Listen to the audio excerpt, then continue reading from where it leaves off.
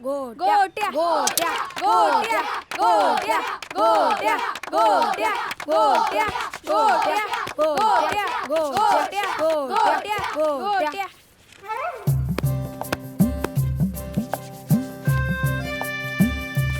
धोनीचा गेम आणि गोट्याचा नेम कधीच चुकत नाही. हिप्पाय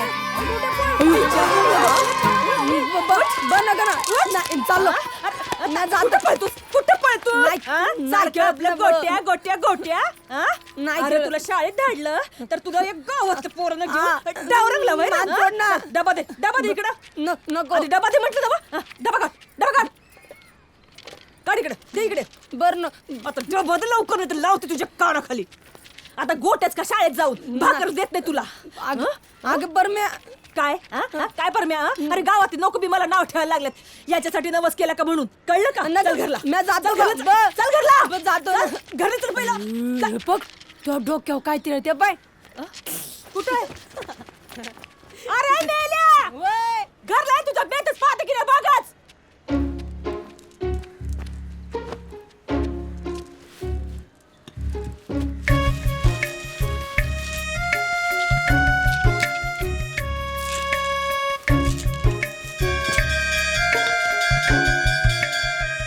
पूर्वी आपल्या भारतात अनेक राजे येऊन गेले. त्या महाराजांनी गावेच्या गावे राज्य प्रांत जिंकली. हे कशाच्या बळावर? सैनिकांच्या बळावर. ज्या सैनिकांचा गोट्यांचा नेम चांगला आहे ते पहिल्या फळीत खेळायचे आणि ज्यांचा नेम कच्चा आहे त्यांना मागे ठेवायचे. खेळात शत्रूच्या डावातील गोट्या फोडणे ही खूप मानाची गोष्ट असायची. शत्रूच्या डावातील जास्तीत जास्त गोट्या फोडणाऱ्यांना गावेच्या गावे सुद्धा बक्षीस दिली जायची असा आपला इतिहास सांगतो. तेव्हाचे राजे सैनिकांना प्रशिक्षण देताना एकच सांगायचे की जीव गेला तरी 72 पण शत्रूच्या गोट्यांचा साठा जिंकूनच आणायचा.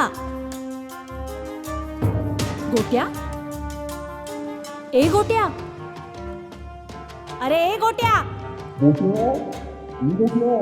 अरे उत्तरासाठी उभा राहिलास ना. मग सांग ना तेव्हाचे राजे काय सांगायचे? तेव्हाचे राजे सांगायचे जीव गेला तरी 72 पण एका गोटीवर 72 गोट्या जिंकायच्याच. तुम्ही गप्पा बसा. गाढवा ही शाळा आहे. तुला शाळेत ही गोट्या दिसतात का? आणि तुझा हात आणि इकडे. बाई त्या हातावर नका ना मारू. का? तो माझा जेवणाचा हात आहे ना. हा या हातावर मारा. तू ना बर जाऊन द्या. याच हातावर मारा. आज आईनं भाकर नाही दिली. तू ना आता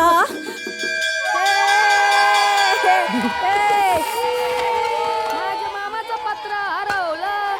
चले चकायला माझ्या मामाचं पत्र गणेश माझ्या मामाचं पत्र हरवलं. बघा माझ्या मामाचं पत्र रे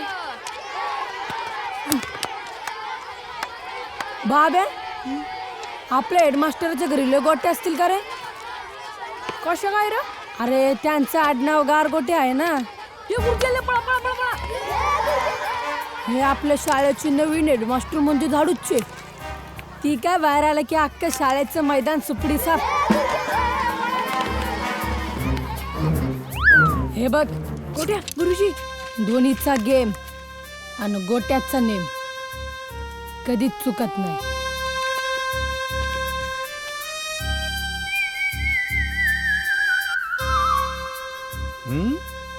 गुरुजी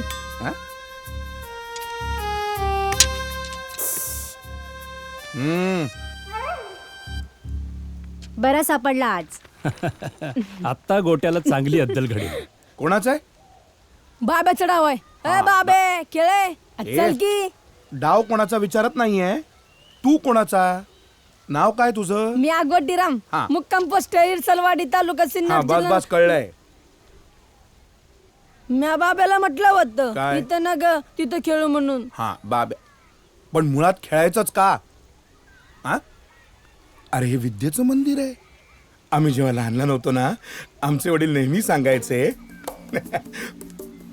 आयुष्यात जर मोठं व्हायचं असेल ना, तर या खेळण्यापेक्षा अभ्यासाकडे लक्ष द्या.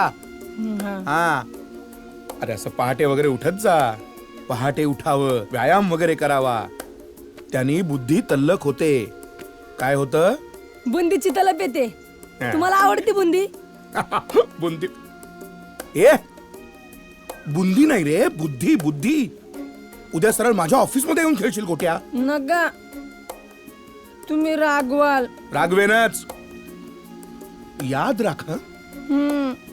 पुन्हा जर मला असा इथे गोट्या खेळताना दिसलास ना, याद राख. कळतंय का? वय. वेताळ, काय सर? बाहेर ये. आलो आलो.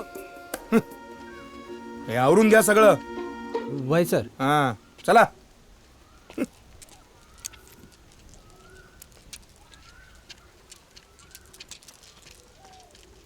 मेक इन इंडियाच्या उपक्रमासाठी सरकारनं नवनवीन योजना राबवायला सांगितल्या. पर गावातल्या लोकांचं डोकं भलतीकडे चालायचं. आज समध्यांना तातडीनं बोलवायचं कारण म्हणजे सरकारची एक नवीन योजना आली आहे. गावानं काहीतरी वेगळं करून दाखवावं आणि आपल्या गावाचं नाव करावं. कळलं का? ए अजय, बघती कुठं? सरपंच, हा, माझ्या डोक्यातलं भन्नाट आयडिया आहे. अरे बाबा, सांग सांग. तुमच्या नावानं आधार आश्रम काढायचा. ही कल्पना चांगली वाटते. आणि मग? असं करतो, इकडे येऊन सगळ्यांना समजावून सांग. ए, सगळ्यांनी लक्ष नाही करे. हा, आधार आश्रमाची आहे ना कल्पना, म्हणजे चांगली कल्पना, चांगली आहे. म्हणजे कसं? सांग. एकदम जाड अक्षरात, जड अक्षरात. एकदम जाड अक्षरात तुमचं आणि गावाचं नाव. अरे पण सोपान आश्रम कुणासाठी? आश्रमाचं नाव सांगतो ना.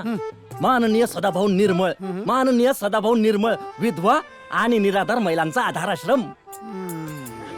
मुर्दाबाद शिवला तुझा. अरे तू हाय दूर आणि दुसऱ्यांच्या बायकांची काळजी बरी ना तुला. चल. ए बावळ्या, अरे, तुम्ही विचारलं म्हणून सांगितलं हो, मी. विधवांची काळजी करते. अरे असंच नाही म्हणत कुणी बी आपल्याला तिसरी फेल. बस खाली. एका अर्थी सोपानचं बरोबरच होतं. त्यांनी तरी कुठं जावं? हो, नाही एकली आहे तर डोसक्यावर एक केस नाही राहिला तुमच्या. आणि सोपांचं सांगायला लागलाय गावात सोडलेलं वळू आहे त्यो. आणि तुमच्या पाठी एक पोरगा आहे, विसरू नका कसा. नाही नाही, मी आपलं समाजसेवेचे वेगवेगळे रस्ते कसे असतात त्याच्याबद्दल बोलत होते. तुमचे सगळे रस्ते मला माहित आहेत. हा, झोपा आता गुमान. जरा कुठं चांगलं बोललं की झोपायला लावते. काय झालं वरडा? अगं तुला माझे विचार पटत नव्हते तर तसं सांगायचं ना. माझ्या हातून ते दगड कशाला अंतरलेस? अव डोसकर पडल्यास की काय? म्या कशा पाहिजे हंतरून दगड? हं? दगड नाही मग काय आहे? हे बघ, त्याच्या गोट्यामुळे ना आता झोपेचं पण खोबरं व्हायला लागले.